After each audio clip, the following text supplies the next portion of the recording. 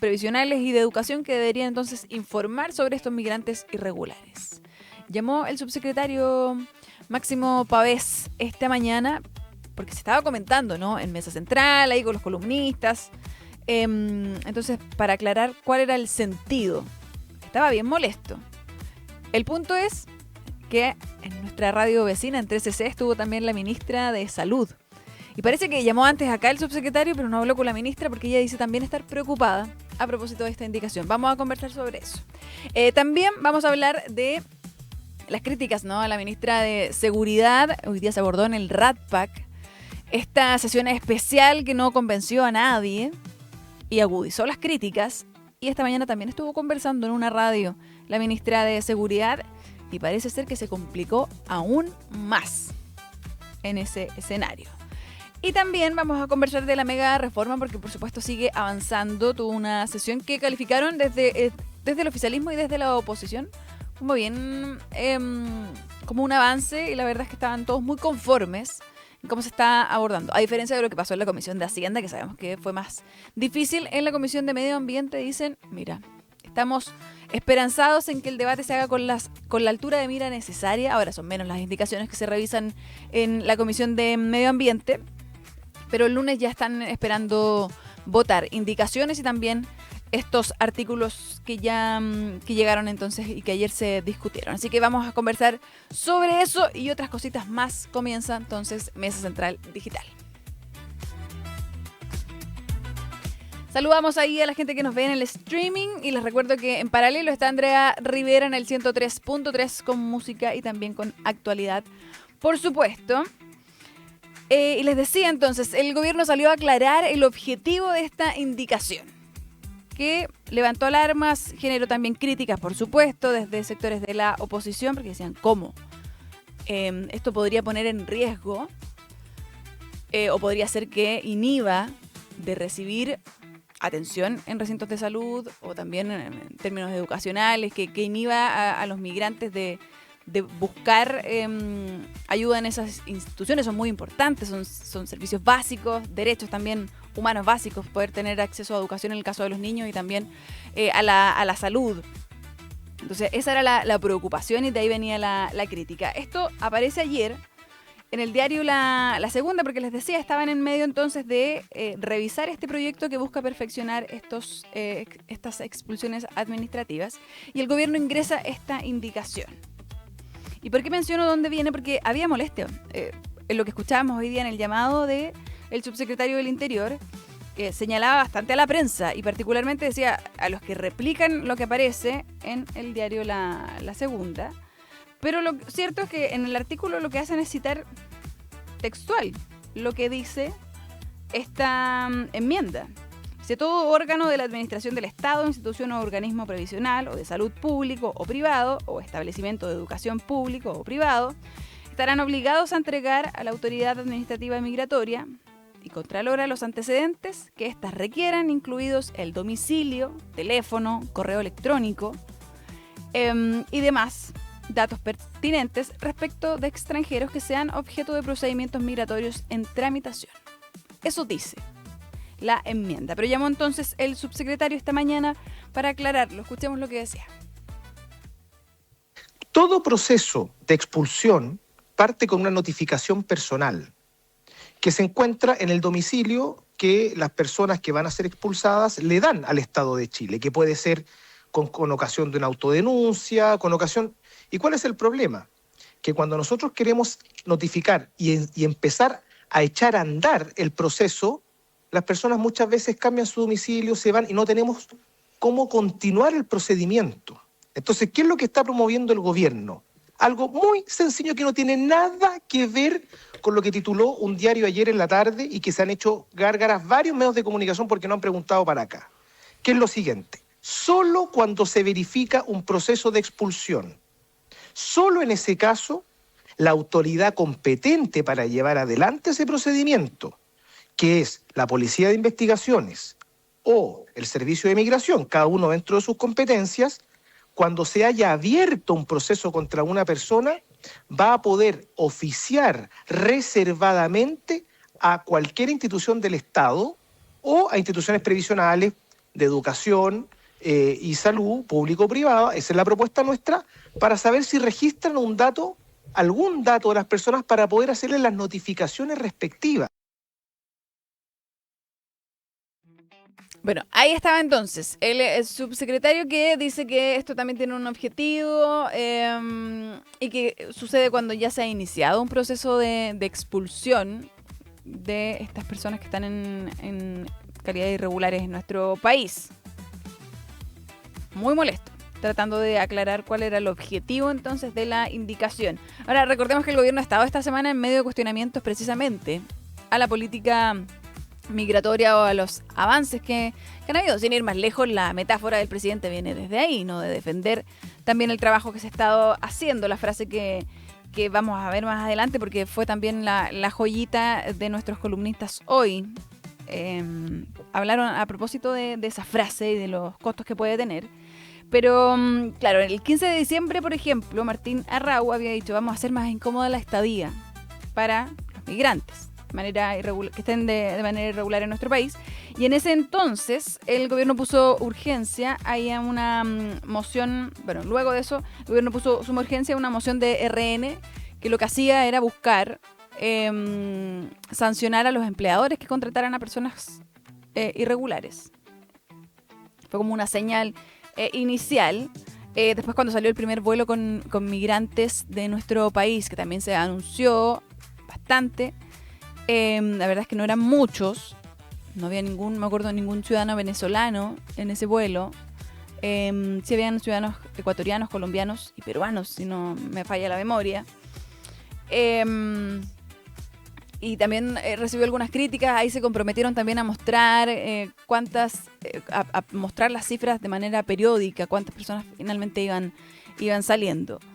Y es algo entonces que ha ido ocurriendo, pero que no ha ido ocurriendo quizás con la velocidad que se esperaba, sobre todo con una campaña en donde se ha hablado de una cuenta regresiva para los migrantes en nuestro país. Pero bueno, ¿en dónde se enreda esto? Es que en paralelo, el subsecretario llamando acá a la radio para aclarar esta indicación, en otra de las radios acá de RDF, en 13C, estaba Quique Mujica y Consuelo Saavedra conversando con la ministra de Salud, con Maicho Malí.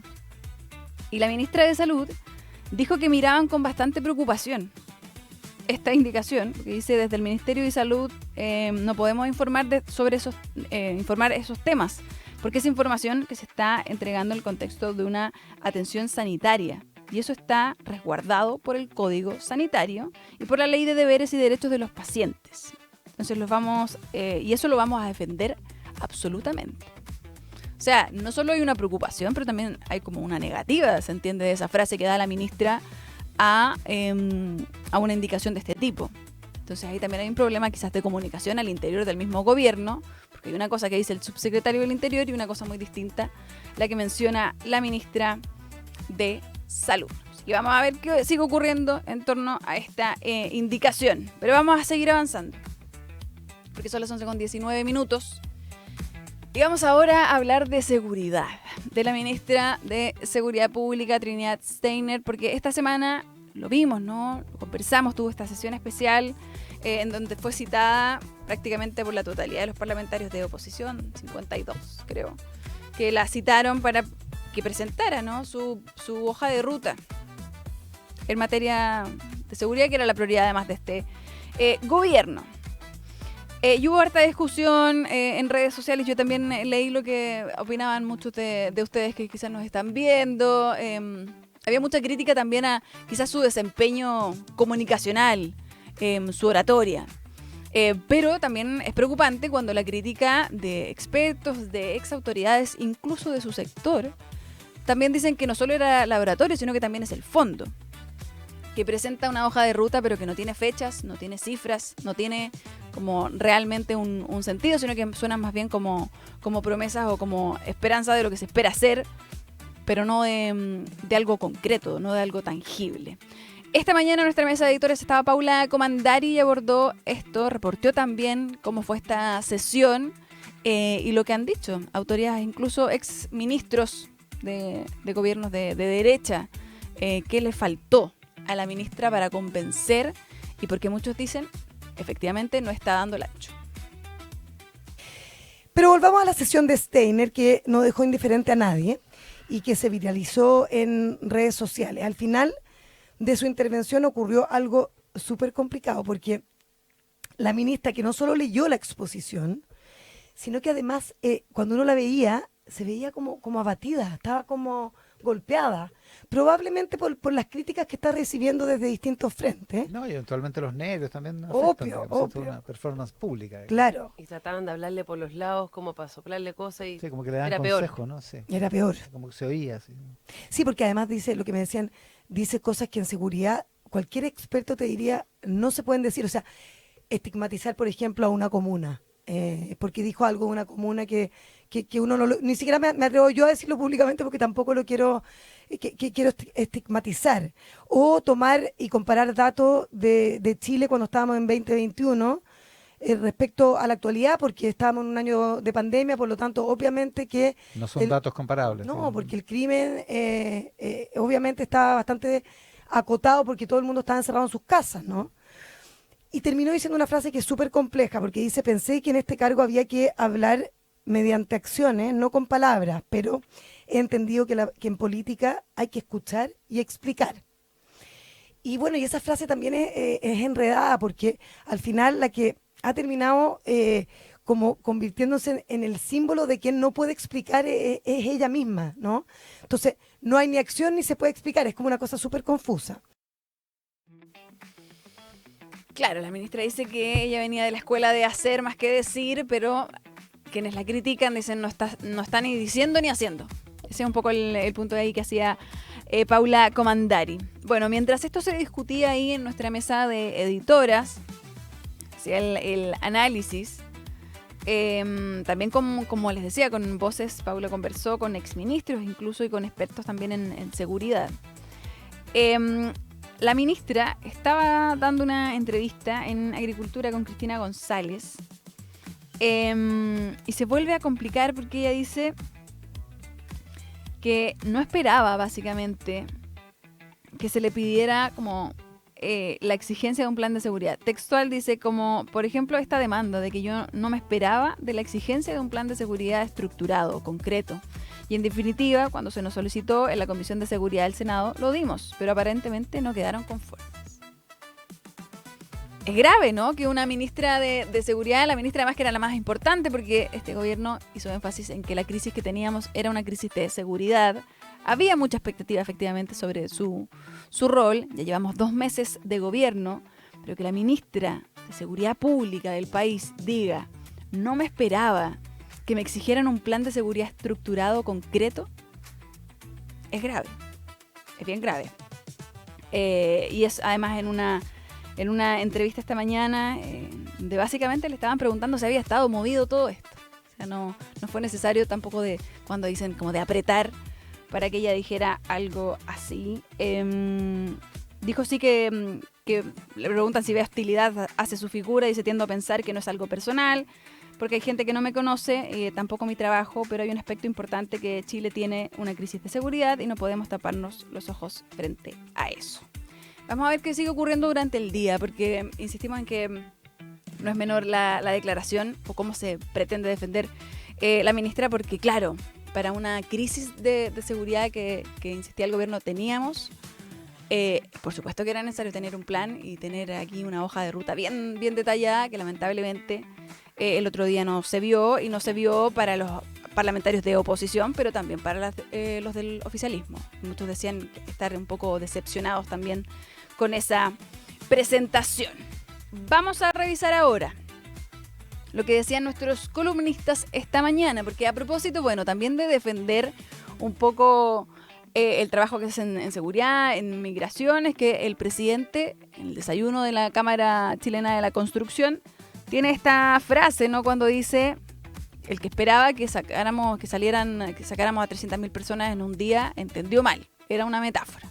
Ayer lo corrige porque conversábamos bien temprano en Mesa Central con Iván Valenzuela. Lo más importante, decíamos que además, más que una metáfora, era una hipérbole. El presidente por la tarde dijo, efectivamente, era quizás una hipérbole, pero la gente me entiende. Lo que él quería decir es que el trabajo se está haciendo, y que están avanzando en materia migratoria. Ahora, el flanco que eso abre puede ser también grande. ¿Por qué? Porque la primera reacción desde la oposición fue cuestionar más promesas durante la campaña. Fue decir, bueno, si lo de la migración era una metáfora, o la figura que ustedes quieran decir, ¿qué otra cosa puede ser una metáfora? ¿Qué otra cosa nos van a decir más adelante no era tal? Entonces, evidentemente, abre un flanco comunicacional ahí al gobierno, el presidente, con esta defensa que intenta hacer del trabajo que han hecho en estos dos meses. Vamos a revisar lo que decían esta mañana Daniel Mansuy y Pirincho. Está en Mesa Central, en el original, en Mesa Central con Iván Valenzuela. El después decir que esto que fue casi una promesa de la campaña, incluso más que una promesa, una afirmación de manera contundente que tiene que ver con su llegada.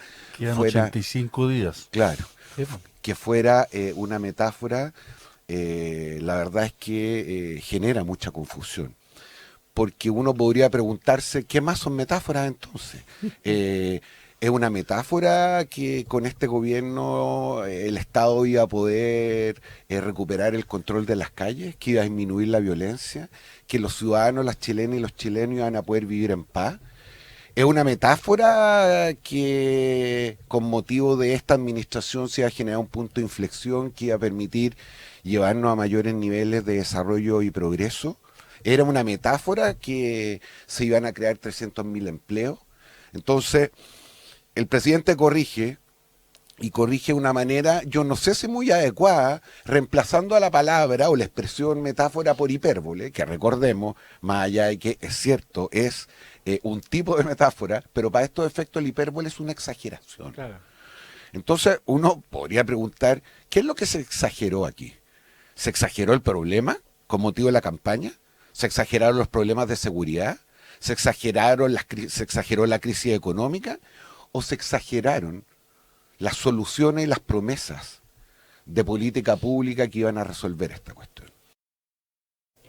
La semana pasada el presidente, o hace 10 días, tuvo esta muy poco afortunada frase sobre los libros, a mi juicio, y la tuvo que corregir el lunes, ¿no? Entonces aquí la metáfora, y luego tiene que corregirla porque se da cuenta de que entonces la palabra hay que cuidarla. El presidente no puede improvisar, incluso por decirlo así, los chistes tienen que ser más o menos preparados porque la cosa se puede ir rápidamente. Entonces el encuadre, enmarcar la palabra presidencial, yo diría mucho más cuidado. Esto no es broma y la palabra se gasta, y cualquiera de estas frases va a quedar para el bronce y queda como que te marca una administración entera una frase mal dicha. Entonces yo diría mucho cuidado por ahí. Y claro, el otro problema con la metáfora, hipérbole, exageración, como uno quiere llamarlo, incluso en su mejor versión, porque efectivamente cuando uno escuchaba a José Antonio acabas de decir vamos a expulsar a 300.000, uno decía, ¿por qué promete esto si es imposible de cumplir? Pero uno decía ya, habrá medidas suficientemente fuertes y agresivas en los primeros meses para mostrar que existe la voluntad. Porque uno, en la mejor versión de lo que dice el presidente, eso es lo que la gente espera, ¿no? Y la verdad es que no ha habido eso. Y no ha habido eso por lo que cuenta Pirincho, que a mí me deja total y completamente perplejo, porque si uno escucha hablar, por ejemplo, a los ministros que son más cuadros políticos, ¿no? Si uno escucha hablar a Martina Rau o a la ministra Wolf, son gente que se preparó para llegar a sus cargos, que tiene un diseño, que tiene un plan, que ha pensado esto. No están improvisando aquí, saben a lo que van porque se prepararon mucho tiempo, ¿no? Bueno, ahí estaba entonces la discusión en torno a la frase del presidente. Hacían énfasis en que es verdad que los primeros es que dice algo y después tiene que un poco corregirlo. Pero también entonces ese flanco quizás innecesario que abre para que se pongan en duda otras de las promesas de campaña, de los compromisos de gobierno o también de las soluciones que se han ofrecido en torno a esas problemáticas. Ojo acá que me escriben del equipo de la ministra de Seguridad Pública a propósito de lo que estábamos comentando y lo que decíamos. Piden decir que acá, luego de haber presentado el plan, un poco lo que dice la ministra es que no quedaron conformes, pero que tienen conciencia de que el plan es importante. ¿No? Para hacer la aclaración, que ella tiene conciencia de que tener un plan es relevante, pero que fue duro más allá de haberlo presentado, además que que al parecer su público en ese momento, que eran los parlamentarios, no quedaron conformes. Son las 11:30, vamos a ir a una pausa, pero antes tenemos un saludo.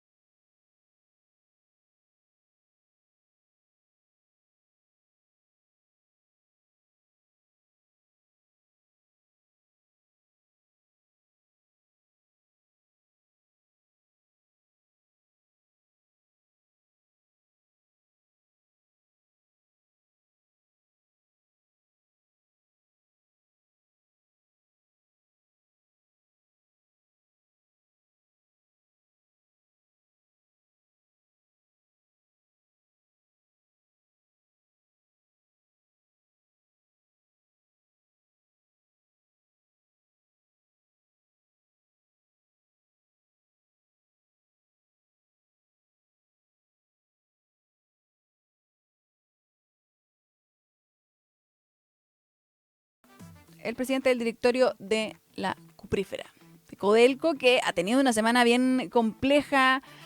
Codelco, a propósito de esto que el diario Financiero informa, ¿no? De que se habrían inflado las cifras, ¿no? de producción, y esto ha abierto un debate técnico, político, que se ha abordado desde varias aristas.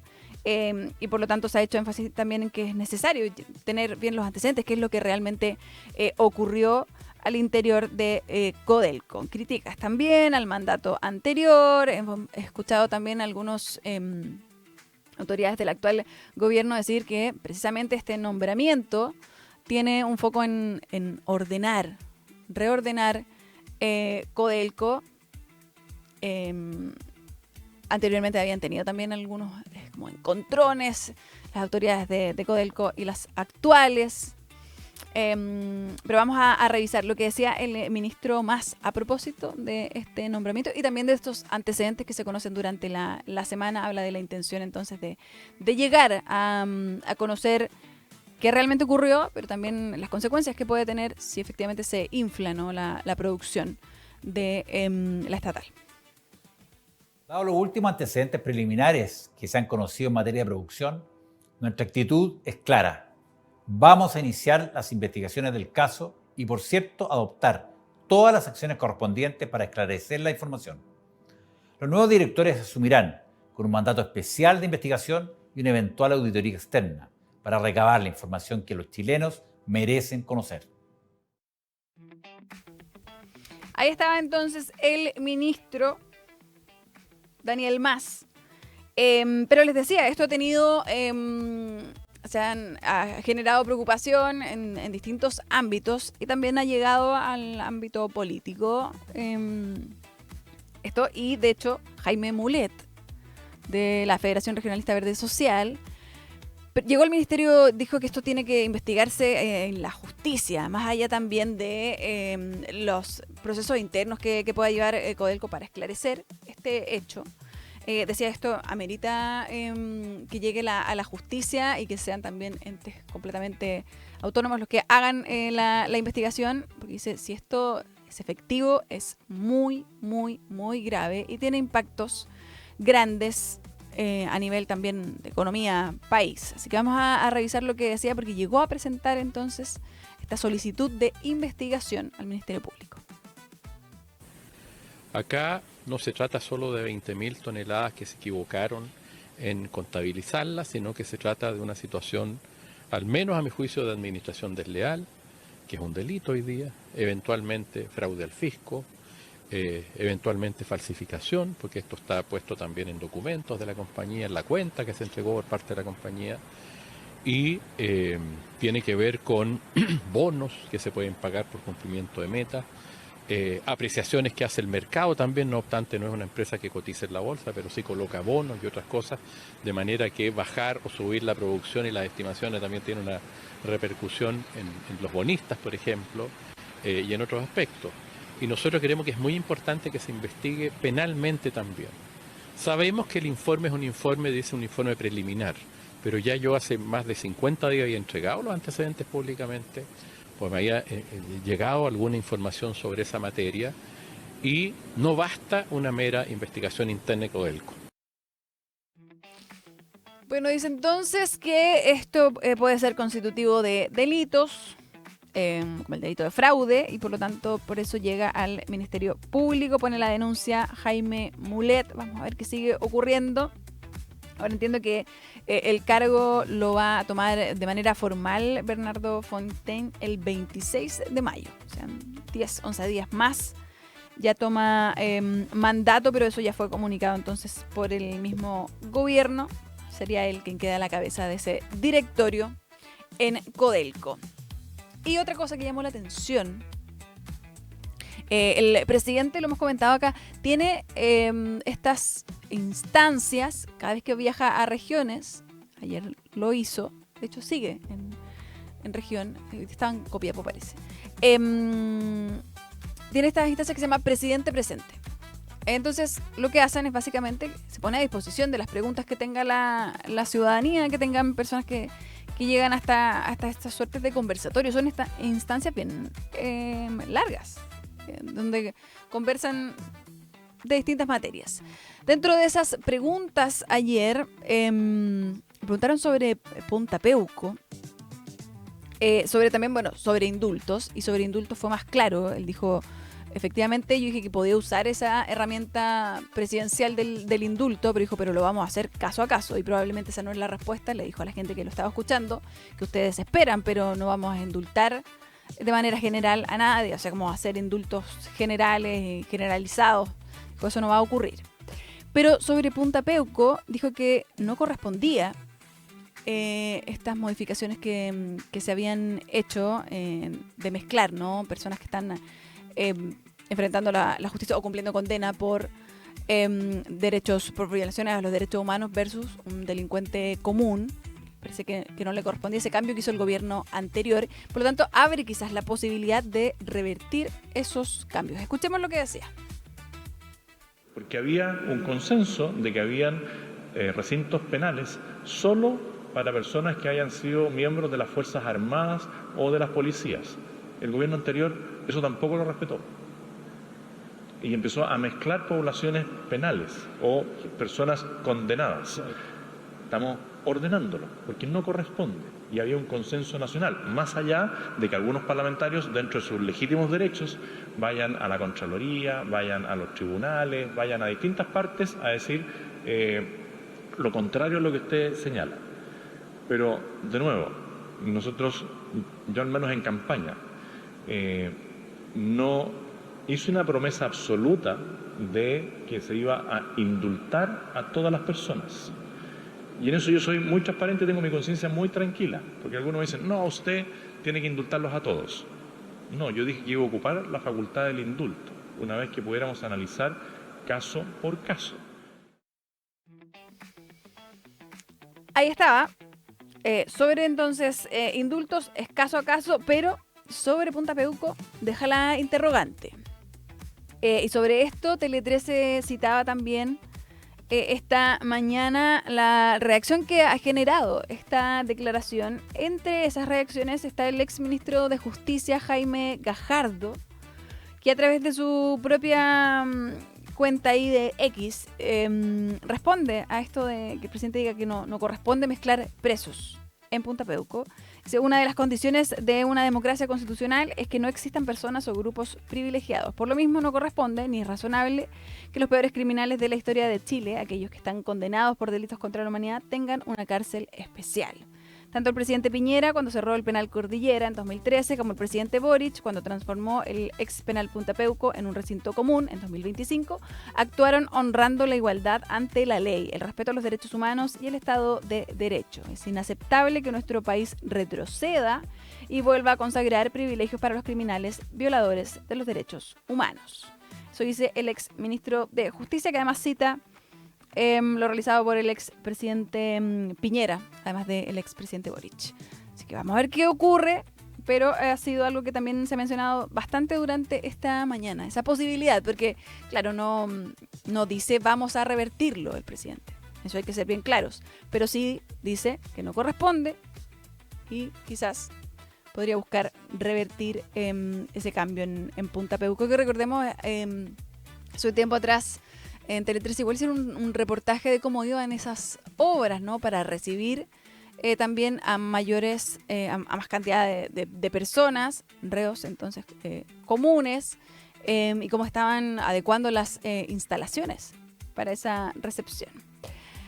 Avancemos ahora a la mega reforma, porque ha sido una semana importante también para la mega reforma o el plan o proyecto de reconstrucción, así se llama en realidad, y tuvo su avance entonces en la Comisión de Hacienda, en estas 1.602 creo que era la cantidad final que habían dicho de indicaciones que tenía, pero llegó entonces a la Comisión de Medio Ambiente, tiene que también pasar por la Comisión de Trabajo, pero en la Comisión de Medio Ambiente ha sido bien distinta al parecer el trámite y el tono con el que se han convocado ahí parlamentarios del oficialismo y de la oposición.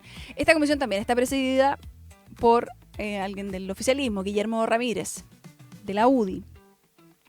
Y también lo hace la Comisión de Trabajo. En ese sentido, era favorable para el gobierno el movimiento que iba a tener este proyecto. Pero escuchemos lo que decía Guillermo Ramírez sobre esta primera instancia que tuvieron, porque lo que hicieron ayer fue juntarse, tener exposiciones de algunos expertos y también un diálogo previo. Para el día lunes se espera entonces que puedan votar indicaciones que se ingresen durante estos días y también los artículos, que son los que deben revisar. Escuchemos lo que decía entonces Guillermo Ramírez, lo que decía también la diputada Tello del Frente Amplio sobre esta primer acercamiento. Yo creo que hay unanimidad en la comisión respecto de que la intención es valiosa.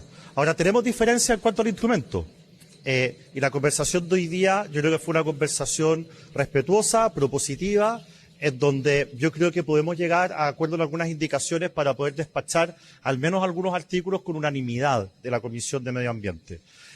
Hoy día no tuvimos ningún sobresalto, analizamos el proyecto en profundidad, estuvimos 4 horas seguidas de un buen análisis y yo espero que eso se mantenga de aquí al lunes, que es el día en que vamos a votar los artículos y las indicaciones en la comisión.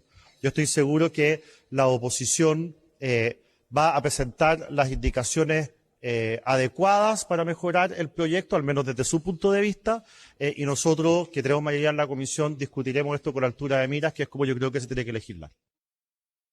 Hoy, en cambio, pudimos exponer nuestras preocupaciones, anunciar también que, por cierto, vamos a presentar algunas indicaciones que son acotadas, en mi caso, a los artículos que tienen que ver con la Ley General de Pesca y Acuicultura, ya que soy miembro de la Comisión de Pesca y como este proyecto no pasó por ahí y sí tiene algunos aspectos modificatorios en este cuerpo legal, las vamos a presentar en la Comisión de Medio Ambiente lo antes posible para poder generar un orden en la discusión y no van a ser más de 12 o 13 indicaciones. Bueno, ahí estaba entonces parte de la discusión. Vamos a ir a la pausa y vamos a seguir conversando sobre este tema porque, bueno, ya también está cómo avanza en las comisiones, lo que se espera para el lunes, pero también ya se está hablando de cómo debería irle el proyecto o cómo se ve el trámite en el Senado. Y esta mañana conversó en Mesa Central con Iván Valenzuela, el senador de Urresti, del Partido Socialista. Abordó también cuál debía ser el rol. Por supuesto, también habló de cómo cómo vio la tramitación en la Cámara, si encontraba válidas o no, por ejemplo, esa cantidad de indicaciones. Recordemos que la discusión a principios de esta semana tenía mucho que ver con eso, que era antidemocrático. Antidemocrático, decían desde la oposición, es que no se permita el diálogo. Antidemocrático, decían desde el oficialismo, que pongan todas estas indicaciones y no quieran y que solo quieran bloquear el proyecto. Entonces, abordó varias de esas materias. Vamos a estar a la vuelta de la pausa con eso.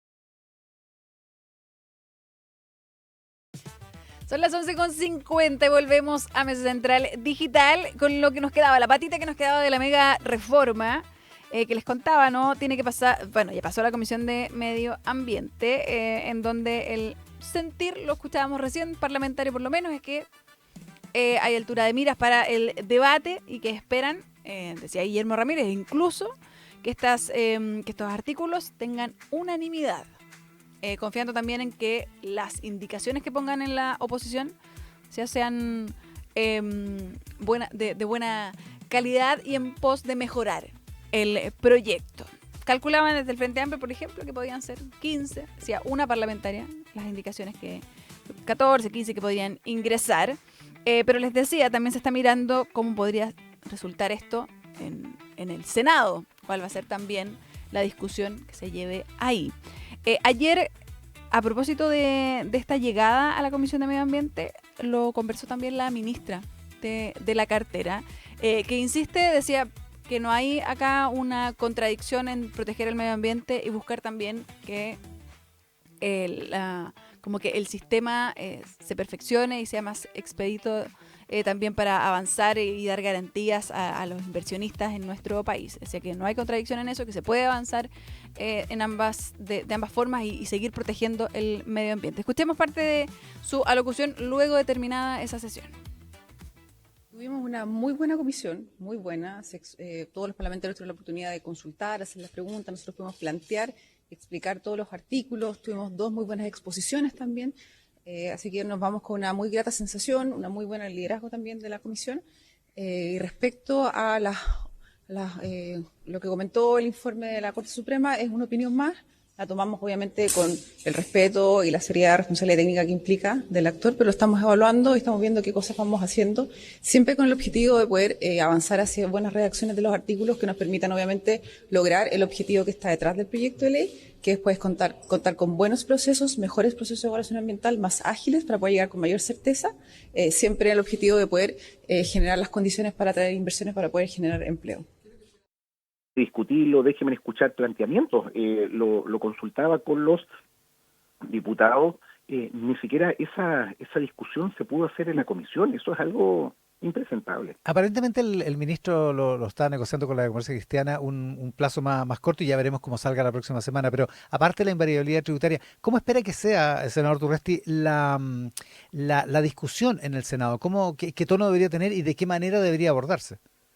A ver, yo en eso valoro el tono y el talante que ha tenido la mesa del Senado, tanto la senadora Núñez, el senador Moreira y el conjunto de bancada. Entendemos que tiene que haber una discusión calmada, profunda, respetuosa, al menos en la Comisión de Hacienda, de Medio Ambiente, de Trabajo, en lo que corresponda, de manera tal de escuchar ahí a los distintos actores. Tengo a mi disposición, Iván, me imagino que usted también lo ha estudiado, un informe de la Corte Suprema.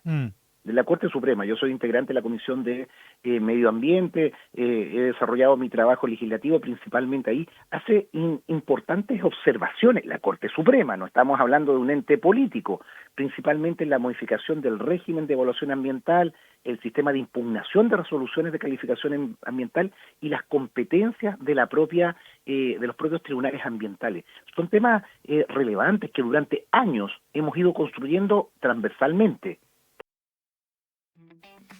Bueno, ahí estaba entonces y el punto que van a hacer desde la oposición, ¿no? En materia ahí de ese pronunciamiento que, sobre todo en materia medioambiental, que hacían desde la Corte Suprema, algo que también escuchábamos, abordó la ministra, que es algo que miran con atención y de hecho como que no descartaba quizás hacer algún tipo de corrección o de perfeccionar las indicaciones. Así que vamos a ver qué ocurre, pero ya el lunes entonces se debería votar en la Comisión de Medio Ambiente y también deberíamos conocer el lunes esas indicaciones.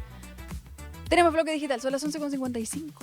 Daniela Jansson, ¿qué tal? Bienvenida. Hola, muchas gracias por la invitación este viernes. Este viernes, sí. Traje 3 temas para comentar contigo. Primero hablemos sobre el debut de Manuela Martelli en Cannes 2026. Un debut que se dio en la tercera jornada de este certamen muy importante que se realiza en Francia. Esto fue ayer, donde presentó El Deshielo, su segundo largometraje, luego de 1976. Esta cinta está en la sección también Un certain regard, fue ovacionada, según los medios internacionales y especializados. Recibió ovaciones y aplausos del público. Esto es una cinta que está hablada en 3 idiomas, en español, inglés y alemán. Y está ambientada en 1992 en Chile, es decir, en plena transición. Mira, un año antes de que yo naciera. Yo ya había nacido, un par de años antes. Oye, pero les fue súper bien a los actores y los directores chilenos en el festival, como que han tomado harta notoriedad, incluso como en medios internacionales. Así que exacto, mira, muy bien. Te cuento sobre el deshielo y luego vamos con lo que destacó Variety. Porque el deshielo es sigue la historia de Inés, que es una niña de 9 años que se quedó bajo el cuidado de sus abuelos, ¿ya? Que lo interpretaban Paulina Urrutia y Mauricio Pesutit, que es un matrimonio que es dueño de un hotel de esquí en la cordillera de los Andes. Allí esta niña de 9 años conoce a una joven alemana, una esquiadora, mucho más grande que ella, y luego Hannah desaparece. Entonces ahí comienza un proceso de búsqueda que va a exponer situaciones muy ocultas. Wow. Sí.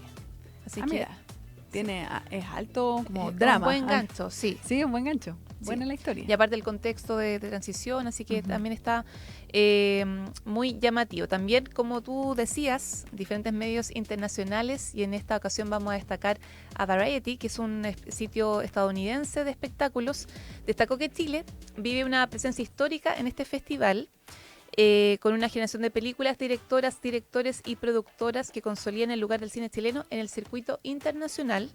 Pero lo más, especial que destaca este artículo, que dice que ya Chile, la participación de Chile no parece algo accidental ni esporádico, sino que es parte de un crecimiento sostenido de la industria audiovisual nacional. Mira, ¿qué te parece? O sea, ya no es como cosa de que pasa cada cierto tiempo. Estamos claro, sí, todos los años un nivel cada tenemos año. presencia. Este año tenemos presencia en el jurado con Diego Céspedes.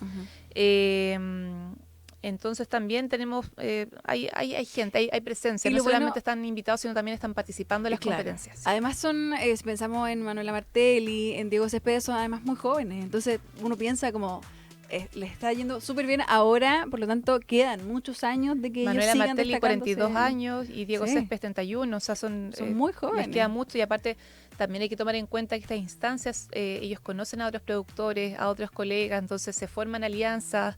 Diferentes países ponen los ojos también en Chile para poder invertir tanto en grabaciones acá, en nexos también, así que es súper importante instancias como esta, y que también Chile apoye a sus artistas. Mira, otros también títulos mencionados por esta publicación: aparece La Perra de Dominga Sotomayor, La Libertad Doble de Lisandro Alonso, y también Policías y Ladrones de Bernardo Quesney, El Fuego de Mil Fogatas de Diego Breit, y también El Buzón de las Impuras de Marielí Rivas.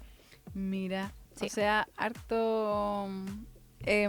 llevaron harta atención de medios internacionales, y el reconocimiento de los pares, que yo me imagino también siempre es bueno, sí, para el corazón ahí de los alimenta el artistas alma, chilenos, sin duda. Y pasemos a otro tema, un tema que se conversa en los colegios, en las universidades, aquí en esta radio también, la locura por las láminas del álbum de fútbol 2026 que tenemos acá, que podemos mostrar. Tenemos el álbum. Que ¿Quieren cambiar laminitas al chat? Pueden venir acá a Tele13 Radio. Claro. O sea, sí, no voy a dar la dirección, pero estamos aquí ubicados en Providencia. Que hay interés de cambiar laminitas. Si quieres puedes mostrarlo, Cota, porque tiene varias láminas. Está agotado en tiendas, en kioscos. Hay filas para comprar más láminas. La preventa comenzó hace 5 semanas aproximadamente, con varias versiones disponibles. Por ejemplo, el álbum tradicional, este de tapa blanda, solo cuesta 3.900. El de tapa blanda más 50 sobres, 58.900. El de tapa dura, 69.900. Y el sobre de láminas, que vienen 7.100. Oye, pero o sea que una cosa clara, es la inversión, que en definitiva es una inversión, pero lo conversábamos hace unos días, que igual es entretenido, porque en tiempos en donde se ha hablado mucho de la violencia en los colegios, de como esta poca sensación de comunidad, ver a los niños en un recreo entretenidos con láminas es muy bonito. Encuentro que uno se aleja de las pantallas, como ya lo hemos tocado muchas veces acá. Genera sentido de comunidad, también el tema de intercambiar, y pese que también Chile no está en el Mundial, como ya sabemos, nos interesa mucho el fútbol. Y las coordenadas te las cuento. El Mundial parte el 11 de junio. Ujú. Como ya hemos conversado antes, es una sede conjunta entre Canadá, México y Estados Unidos. Según la FIFA, esta es la cita mundialista más grande de la historia, porque son 48 selecciones divididas en 12 grupos de a 4, donde los 2 primeros de cada grupo y los 8 mejores terceros van a avanzar a las finales. Son 104 partidos en 16 ciudades. Bueno, y son 3 como países organizadores, entonces además todo va a ser muy grande. Entiendo que hay como, cada vez que se juega el primer partido en cada uno de esos países, hay también un espectáculo musical súper sí. grande. Entonces, claro, es bien rimbombante esta instancia mundialera, pero para nosotros que no vamos, para los chinos que no vamos, está el álbum y ha sido un éxito. Y también permite que papás, hijos conecten. También. Que entiendo que ahora me decían los chicos acá del equipo que los fines de semana la gente se está juntando también, como fuera Sí, sí. de ciertos lugares, en las plazas, y van a cambiarse láminas. Oh, Entonces, siempre es bueno Generar juntarse comunidad. en torno a hacer comunidad. exacto. Y para terminar, algo muy cortito, Ed Sheeran está en Chile. Porque ¿Ah, todo sí? indica que va a ser el invitado sorpresa de Martín Garrix hoy día en el Movistar Arena. O sea, ya no es tan sorpresa. Ya no es tan sorpresa, perdón, la productora que nos perdone, el cantante británico llegó a nuestro país y va a hacer un concierto de este neerlandés, DJ neerlandés, hoy día en el Movistar Arena, esta noche. El intérprete llegó porque tiene una canción juntos que se llama Repeat It, que según ellos mismos indicaron, se demoraron más de 10 años en poder concretarla. Wow. Tomó su tiempo. Este fue un viaje rápido, porque bueno, sabemos que también Ed Sheeran está preparando su gira por Latinoamérica. Y que viene a Chile. Viene a Chile, se va a reencontrar con sus fans locales el 21 y el 22 de noviembre en el Estadio Bicentenario de la Florida. Así que quienes ya tengan la entrada van a poder disfrutar de una canción con Ed Sheeran también. Mira, Aunque hay entradas para ese concierto. una buena previa para ese noviembre. Sí. Porque creo que ya se pusieron a la venta esas entradas, al parecer. Sí, ¿Y sí. le fue bien? Agotado el primer concierto Sí. y creo que quedan para el segundo. Bueno, se viene un noviembre bien musical, festivales y harto concierto. Sheeran, Hayley Williams, También de Paramore, tenemos- así que va a estar entretenido noviembre para los que les gusta la música. Muchas gracias, Dani, por este bloque Gracias a ti, digital.